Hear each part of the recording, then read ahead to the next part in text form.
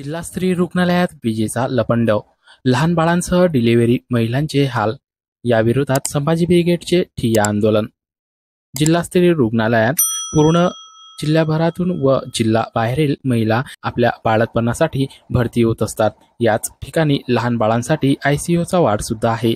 या रुग्णात दररोज रात्री 15 ते 20 मिनिटं विद्युत पुरवठा वारंवार खंडित होत असतो. या विरोधात दिनांक 27 सप्टेंबर रोजी रात्री 11 वाजेपर्यंत संभाजी ब्रिगेडने जिल्हा स्त्री रुग्णालय येथे ठिय्या आंदोलन करून स्थानिक प्रशासनास या प्रकरणाचा जाब विचारला. सदर आंदोलन संभाजी ब्रिगेडचे जिल्हाध्यक्ष देवानंद साबळे यांच्या मार्गदर्शनाखाली युवक आघाडीचे जिल्हाध्यक्ष पंकज बाजोड यांच्या नेतृत्वात करण्यात आले.